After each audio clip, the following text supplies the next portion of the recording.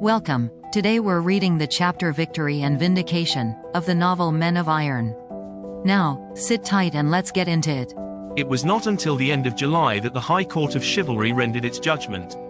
There were many unusual points in the case, some of which bore heavily against Lord Falworth, some of which were in his favour. He was very ably defended by the lawyers whom the Earl of Mackworth had engaged upon his side. Nevertheless, under ordinary circumstances, the judgment, no doubt, would have been quickly rendered against him. As it was, however, the circumstances were not ordinary, and it was rendered in his favour. The court besought the king to grant the ordeal by battle, to accept Lord Falworth's champion, and to appoint the time and place for the meeting. The decision must have been a most bitter, galling one for the sick king. He was naturally of a generous, forgiving nature, but Lord Falworth in his time of power had been an unrelenting and fearless opponent, and His Majesty who, like most generous men, could on occasions be very cruel and intolerant, had never forgiven him. He had steadily thrown the might of his influence with the court against the Falworth's case, but that influence was no longer all-powerful for good or ill. He was failing in health, and it could only be a matter of a few years, probably of only a few months, before his successor sat upon the throne.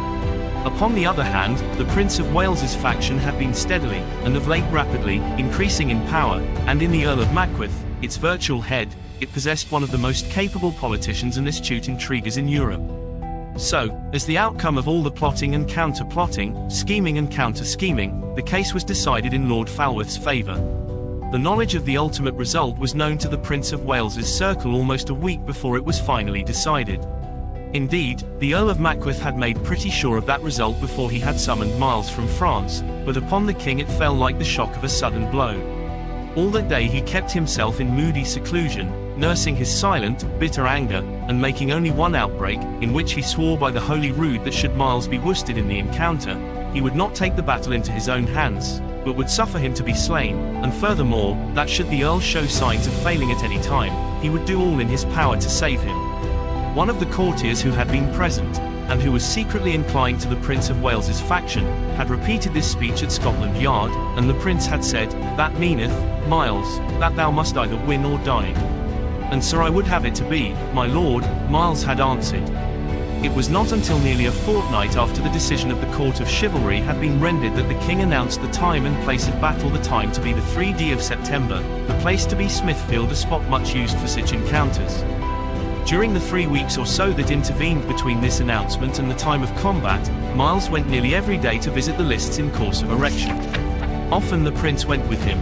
Always 2 or 3 of his friends of the Scotland Yard court accompanied him. The lists were laid out in the usual form.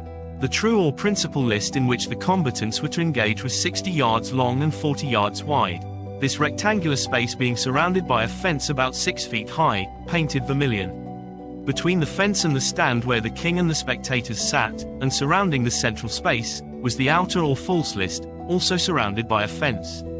In the false list the constable and the marshal and their followers and attendants were to be stationed at the time of battle to preserve the general peace during the contest between the principals.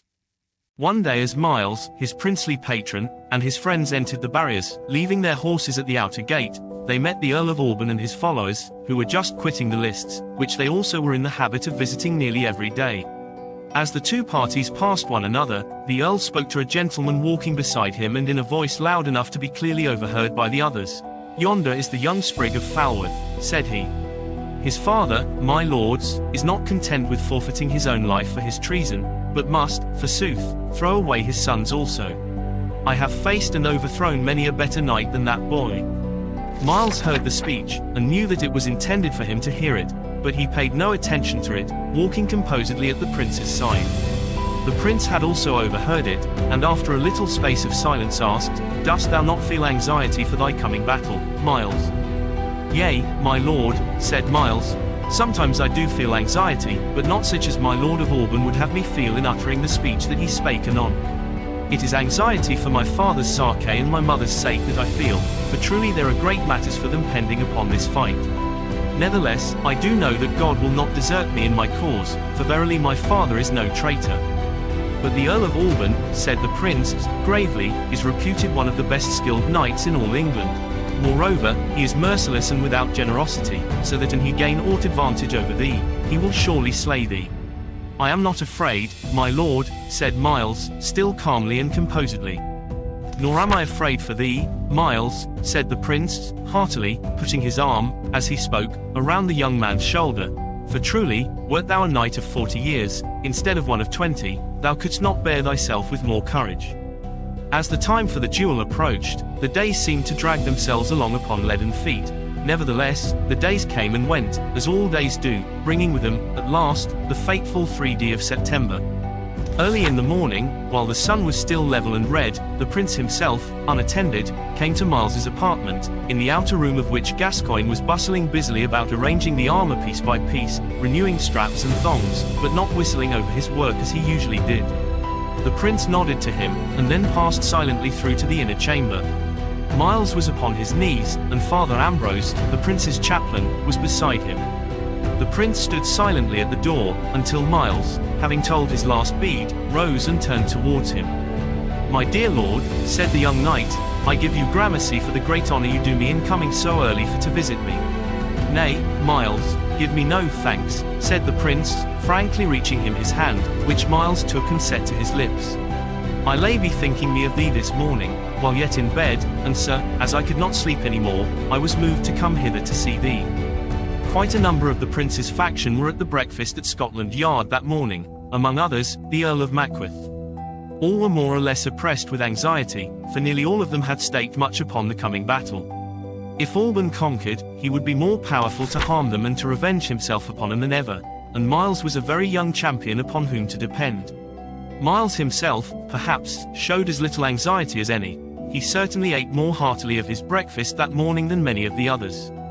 After the meal was ended, the prince rose. "The boat is ready at the stairs," said he. "If thou wouldst go to the tower to visit thy father, Miles, before hearing mass, I and Chumley and Vere and Poins will go with thee, if ye, lords and gentlemen, will grant me your pardon for leaving you. Are there any others that thou wouldst have accompany thee?" "I would have Sir James Lee and my squire, Master Gascoigne, if thou art so pleased to give them leave to go," answered Miles. "So be it," said the prince. "We will stop at Mackworth Stairs for the night." The barge landed at the west stairs of the Tower Wharf, and the whole party were received with more than usual civilities by the governor, who conducted him at once to the tower where Lord Falworth was lodged. Lady Falworth met them at the head of the stairs. Her eyes were very red and her face pale, and as Miles raised her hand and set a long kiss upon it, her lips trembled, and she turned her face quickly away, pressing her handkerchief for one moment to her eyes. Poor lady, what agony of anxiety and dread did she not suffer for her boy's sake that day? Miles had not hidden both from her and his father that he must either win or die. As Miles turned from his mother, Prior Edward came out from the inner chamber, and was greeted warmly by him.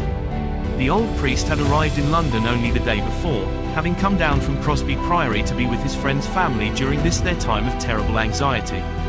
After a little while of general talk, the prince and his attendants retired, leaving the family together, only Sir James Lee and Gascoigne remaining behind.